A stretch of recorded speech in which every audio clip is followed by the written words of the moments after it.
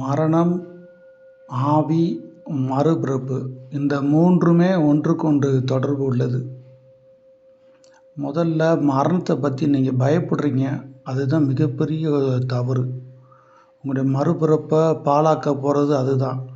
உங்களை ஆவியாக சுத்த வைக்கிறது அதுதான்.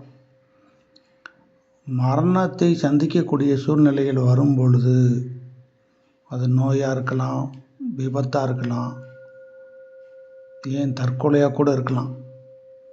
உங்களுடைய மனநிலை, உணர்வு நிலை, இயல்பு நிலை ஆனந்தமாக இருக்கணும், ஃபீல் ஹாப்பியாக இருக்கணும், ஃபீல் குட்டாக இருக்கணும் அப்படின்றதில் கவனமாக நீங்கள் இருந்தீங்கன்னா உங்களுக்கு ஆவிகள் உலகத்தில் ராஜாவாக இருப்பீங்க. உங்களுக்கு இன்னும் புரியுறாப்புல சொன்னால், ஒரு மற்ற ஆவிகளுக்கு இல்லை பூமியில் வாழக்கூடியவங்களுக்கு உதவி பண்ணக்கூடிய உயர்ந்த நிலை மகானாக கூட உங்களால் இருக்க முடியும். ஆனால் உங்களுடைய மரணம் அந்த அளவுக்கு சிறப்பானதாக நீங்கள் அமைச்சிக்கிறணும். அப்படி இருக்கிற பட்சத்தில் உங்களால் உங்களுடைய மறுபிறவியை யாருக்கு நீங்கள் பிள்ளையாக பிறக்கணும் அப்படின்ற முடிவு கூட உங்களுடைய கையில் இருக்கும். இதுக்கு ஃபீல் ஹாப்பியாக, ஃபீல் குட்டாக உங்களுடைய மரணம் உங்களுடைய விருப்பத்தின்படி அமைந்தால் இது சாத்தியம். இப்படி விருப்பப்படி அமையாமல், நீங்கள் இதற்கு தயாராகாமல் தான் எல்லாருமே சாகுறீங்க. உங்களுக்கு பல வருத்தங்கள், கவலைகள், நெகட்டிவான உணர்வுகள் மையத்தில் தான் நீங்கள் சாகுறீங்க. நெகட்டிவான மனநிலையில் உங்களுடைய மரணம் சம்பவிக்குது. அதனால தான் அதில் பலர் ஆவியாக சுற்றிக்கிட்டு இருக்கீங்க.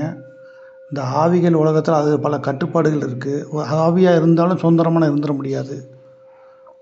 அது மரணத்தை விட கொடூரமானதாக இருக்கும். உங்களுக்கு மரணத்தை விட பன்மடங்கு கொடுமையானதாக இருக்கும், கொடூரமானதாக இருக்கும். உதவி அற்றவர்களாக இருப்பீங்க, அரவணைப்பு அற்றவர்களாக ஆவியாக சுற்றிக்கிட்டு இருப்பீங்க. அதனால் மற்ற வாழக்கூடிய மனிதர்களுக்கும் தொந்தரவாகவும் இருப்பீங்க ஆவியாக இருந்து. அப்புறம் ஆவிகள் அடித்து துரத்துறத பார்க்குறீங்க. ஆவிகள் யாரையும் ஒன்று ஆக்கிரமிச்சிட முடியாது. பலவீனமான மனிதருக்குள்ளே புகழ முடியும். பலவீனமாக மனிதரோட கனவுல அவங்கள இயக்க முடியும். ஆரோக்கியமாக மனிதர்கிட்ட இயங்க முடியாது. இந்த கேவலமான நிலையை அடையக்கூடாதுன்னா உங்களுடைய மரணம் ஃபீல் ஹாப்பியாக, ஃபீல் குட்டாக இருக்கணும். அது எப்பேற்பட்ட மரணமாக இருந்தாலும் சரி, அது உடனே சாத்தியம் இல்லை. நீங்கள் அதுக்கு இப்போ இருந்தே தயாராகணும். அப்படி இருந்துட்டால் ஆவிகள் உலகம் தொந்தரவு இல்லை. ஆவிகள் உலகத்துக்கே போனாலும் ஒரு மகானாக இருப்பீங்க. பூமியில் உள்ள உங்களுடைய உறவுகளுக்கு, உங்களுக்கு பிடித்தமானவர்களுக்கு உங்களால் உதவி பண்ண முடியும். அதன் பின்பு நீங்கள் இருக்கக்கூடிய மறுபிறவு மகத்தானதாக இருக்கும்.